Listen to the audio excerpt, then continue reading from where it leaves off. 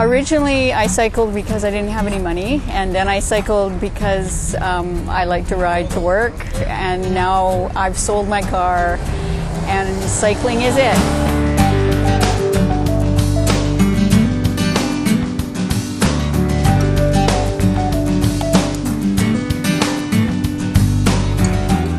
We've actually seen cycling the fastest growing mode of transportation over the last 10 years.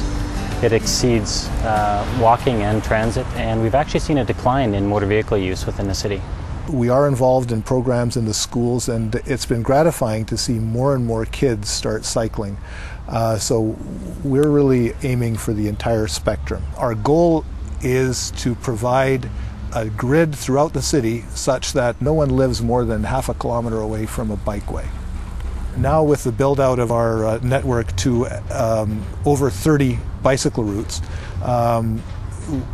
we have a mode share of close to 4%. If you translate that to how many buses or cars it would take to move that many people, I think we're looking at some pretty big numbers, and we expect those numbers to keep growing. I think it's fairly easy to get to downtown, the downtown core of Vancouver, safely and speedily, whether you're coming from Burnaby or to a lesser extent Richmond, or from east or west Vancouver.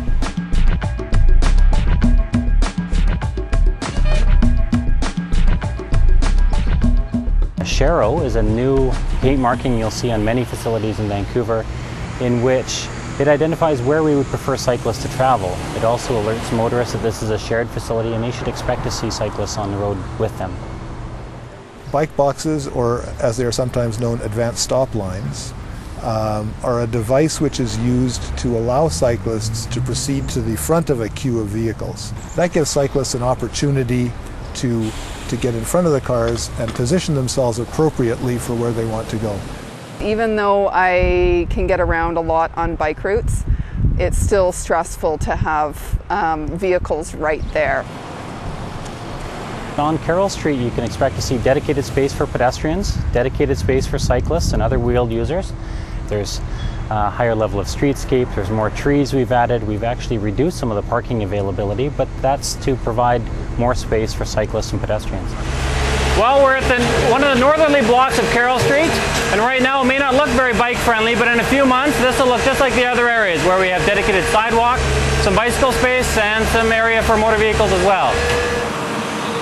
Within our 3-year capital plan for 2009 to 2011, for cycling and for greenways, city allocation of funding is approximately $10 or $11 million, which by providing those facilities with this money, a number of new trips in the city are actually captured by those that are walking and cycling, which in the long term we would think would be a lot cheaper for the residents of Vancouver than trying to manage all those transportation connections with an expanded road network.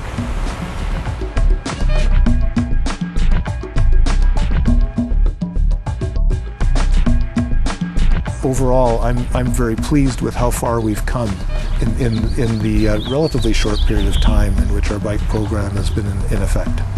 Cyclists are always welcome to contact the City of Vancouver through our bicycle hotline. We have a email address, cycling@vancouver.ca, as well as our bicycle hotline, which is 604-871-6070. And we're looking for feedback, everything from routes to where there might be a pothole. A great cycling city, in my opinion, would have a range of facilities a wide range of cyclists felt comfortable using, but also is a city that was marked by a real feeling of respect and tolerance among all road users, whether they're pedestrians, motorists, or cyclists. I think that would really define a great cycling city.